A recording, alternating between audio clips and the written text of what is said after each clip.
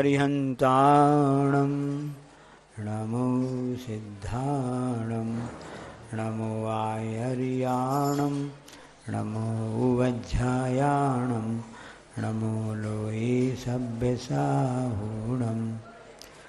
बोलो डोंगरगढ़ के चंद्र प्रभु भगवान की, गुरु नाम गुरु आचार्य ज्ञान सागर जी महाराज की, मूक माटी रचयिता आचार्य परमेष्टि गुरुदेव की, पूज्य निरापक मुनि श्री समय सागर जी, योग सागर जी, नियम सागर जी, सुधा सागर जी व समता सागर जी महाराज की, पूज्य मुनि श्री चंद्र प्रभु सागर जी व निरामय सागर जी महाराज की।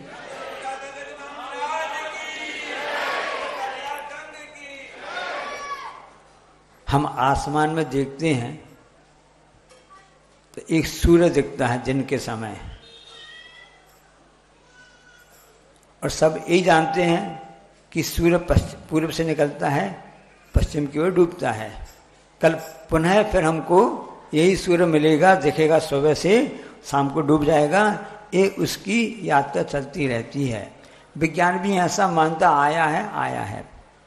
लेकिन जैन दर्शन आपने तत्वासूत्र पढ़ा होगा, उसमें आचार्य उमा स्वामी महाराज जी ने बताया है कि हम यहाँ कहाँ रहते हैं, जम्बू द्वीप। किसमें? जम्बू द्वीप में। आगे के द्वीप में तो बढ़ते जाते हैं, जो जम्बू द्वीप में 2 सूर्य हैं, एक सूर्य नहीं है। तो इससे मतलब ये निकलता है, फलिता निकलता है कि जैन आचार्यों के अनुसार, जैन आगम के अनुसार से जो सूर्य अब कल दिखेगा तो आज वाला दिखेगा क्या, अपन परसों दिखेगा, ऐसा उसमें है। और सूर्य का परिवार होता है कि चंद्रमा का परिवार होता है। एक चंद्रमा के परिवार में एक सूर्य, 28 नक्षत्र, 88 ग्रह ऐसा रहता है, और से 6,975 कोड़ी इतने तारे रहते हैं एक चंद्रमा का परिवार में, ऐसा उल्लेख होता है। आप संख्या देख लेना, ऐसा था। उसको लेकर के आचार्य महाराज जी ने बहुत ही अच्छा हाइकू लिखा है। सुना दें आपको? क्यों सुना दें आपको? इसलिए हम आपको सुना दे रहे हैं। आप हाँ कह रहे हैं ना कि आगामी दशहरा से सतपूर्णिमा तक में एक हाइकू प्रतियोगिता आने वाली है, उसमें आप उसको पढ़ करके लाभ ले सकते हैं और बम्पर पुरस्कार भी जीत सकते हैं। एक स्वाध्याय आपका हो जाएगा, क्योंकि आचार्य महाराज ने इसके लिए हाइकू लिखा है कि चंद्रमा, चांद होता ना, चांद परिवार से घिरा, चांद परिवार से घिरा, सूर्य संत सा। कितनी गहरी बात आचार्य श्री ने लिखी है इसमें। देखिए कि चंद्रमा का परिवार होता है, सूर्य का परिवार नहीं है। और चंद्रमा हमेशा अपने तारों के साथ में आता है। जैसे आप लोग कर्नाटक से, राजस्थान से, सब जगह से आए ना, सभी परिवार के साथ में, समाज के साथ में यहाँ पर बड़े बाबा के और छोटे बाबा के दर्शन करने के लिए आए हैं। परिवार, मोहल्ला, पड़ोस ऐसा है, अकेले नहीं आए। क्योंकि चंद्रमा का परिवार होता है सूर्य संत सा। सूर्य को संत के लिए उपमा दी है कि जिस प्रकार सूर्य अकेला होता है, उसी प्रकार से संत भी अकेला होता है। इसलिए 12 भावना में एकत्र भावना भाई जाती है ना। मैं एकाकी एकत्र लिए सब ही आते, तन धन को साथी समझाता पर ये भी छोड़ चले जाते। तो संसार में रहकर भी हम संसार को तज रह सकते हैं, जैसे संत उस बात को करते हैं, फॉलो करते हैं। कोई भी उसका संत हो ऐसा नहीं है। साधु को संत कहा गया है। तो परिवार तो होता तो चंद्रमा का परिवार होता है, सूर्य का परिवार नहीं होता है। अब उसके लिए कैसे करना पड़ता है, उसी बात को कल जो बात हमने आपको बढ़ाई थी कि संसार में धूप और छान 2 ही वस्तु हैं, किसी कोई वस्तु ही नहीं है। अब हमको उस धूप में भी ठंडक का अनुभव हो सकता है। ठंड में अच्छी लगती है, और से वही धूप गर्मी में अच्छी नहीं लगती है। वही ठंडक ठंड में अच्छी नहीं लगती है, और वही ठंडक कब? गर्मी में अच्छी लगती है। तो वस्तु अपनी जगह पर है, ना वस्तु अच्छी होती है न वस्तु खराब होती है, हमारी जैसी मानसिकता होती है उस हिसाब से वह हो जाता है। एक कथानक हमने पढ़ा था, दो संत हुए हैं, दोनों की हम अलग चीज बता रहे हैं।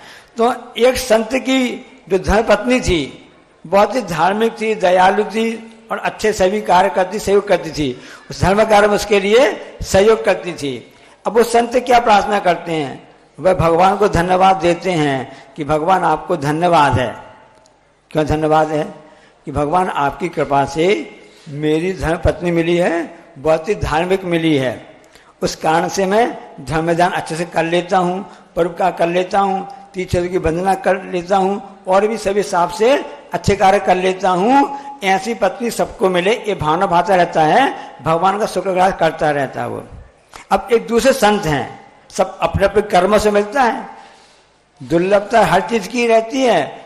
हमको अच्छा शरीर मिला है, स्वस्थ हैं, बहुत दुर्लभता है। अच्छा आगे का पुत्र मिला ना, पहला सुख निरोगी काया, दूसरा सुख घर में हो माया, तीसरी हो कुलवती नारी, चौथी हो आज्ञाकारी बेटा पुत्र है। ये सब कम कम सुख ऐसे मिलते जाते हैं। अब दूसरे एक संत हैं जिनका अब पुण्य ऐसा था कि क्या कर सकते हैं, सबका अपना फल होता है, उसका पुण्य पाप का फल रहता है।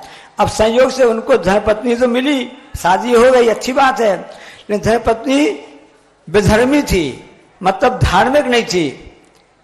उसका स्वभाव हमेशा लड़ना झगड़ना, घर में कलह मचाना, ये प्रकृति सबकी अलग अलग होती है। सब प्रकार के पेड़ भी होते हैं, आम का पेड़ भी होता है, नीम का पेड़ भी होता है, कार्यकारी दोनों होते हैं।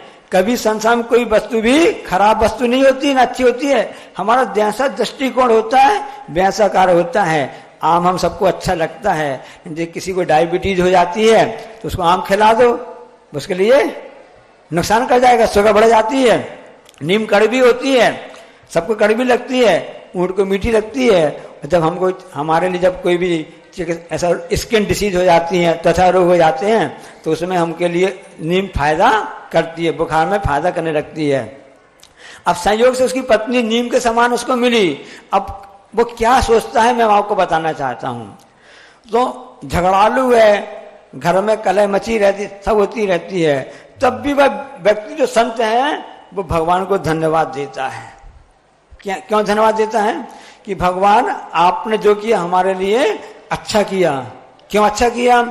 वो कहता है कि यदि मान लो आपने हमको अच्छी पत्नी दी होती, जो सज्जन होती सब होती, तो मैं हमेशा उसके भोगों में लगा रहता, हम हमेशा उसी साथ में लगा रहता, तो मेरा जो मन प्रभु की भक्ति में, गुरु की भक्ति में है, फिर मेरा मन वहां पर नहीं लगता है। तो पत्नी भी हमारे लिए वैराग्य का कारण बन गई है कि मैं, उसने सोचा, ऐसा वो सोचता था, तब भी मैंने सोचो आप कि वह इसके बाद भी विपरीत परिस्थिति में भी अपने समता परिणाम रखा हुआ है। और जे भी कह रहा है तो चाहे सुख दुख बैरी बंधु वर्ग में कांच कनक में समता हो, वन उपवन प्रासाद कुटी में नहीं खेद नहीं ममता हो। इसलिए हम जो भी फल भोग रहे हैं, अपने कर्मों का फल भोग रहे हैं, हर जीव ऐसे ही भोग रहा है।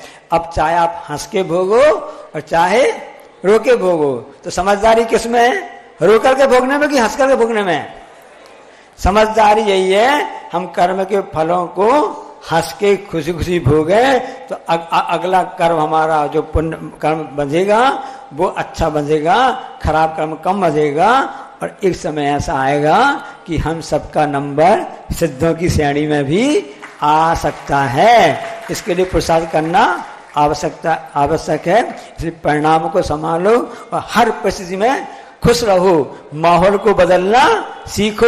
उसी माहौल में हम रहते हैं, उसी माहौल में दूसरे व्यक्ति भी रहता है, एक नाखुश रहता है और एक खुश रहता है। इसलिए खुशी खुशी आप रहेंगे, इसी को आगम में कहते हैं विशुद्धि। और दुखी को, जो दुखी रहता है, जो संकलित करता रहता है, उससे और परिणाम खराब होते हैं, पाप का बंध होता है। इसलिए हमेशा विशुद्धि को बढ़ाओ और अशुद्धि को दूर करो। बोलो अहिंसा परमो धर्म। जा वाणी के ज्ञानते हैं सूझे लोकालोक, सो वाणी न से। हे जनवाणी भारती तुम जपो जन जो तेरो शरण आ गए सो पावे।